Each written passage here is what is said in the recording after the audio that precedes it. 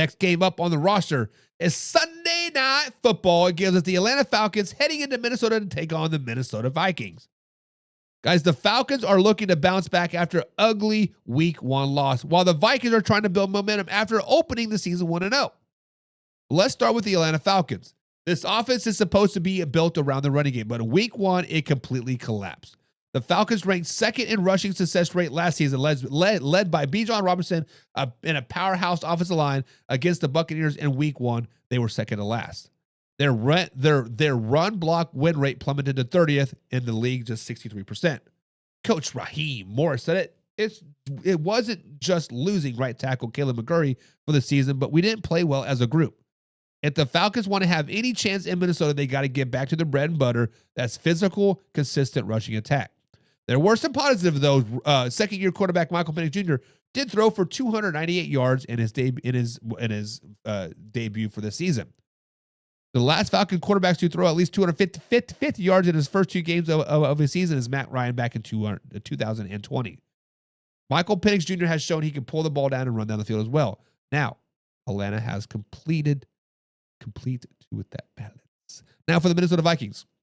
Kevin O'Connell made it clear to his defense that Penix is a better runner than people give him credit for. They just saw Caleb Williams burn them for 58 yards and a touchdown on the ground last week, so containing mobile quarterbacks is a very, very big concern for the Vikings moving forward. This defense could be thin. Linebacker Cashman is on injured reserve, and both Andrew Van Ginkel and Jeff are in concussion protocol. That could open up opportunities for Atlanta Falcons to get if those guys do not play. Special teams is also worth watching as well. Rookie Miles Price flashed real juice as a returner in Week 1, ranking second in the league in yards of over expected on punt returns. Do not be surprised if he breaks one on prime time. On offense, the Vikings used a near even backfield split even in Week 1.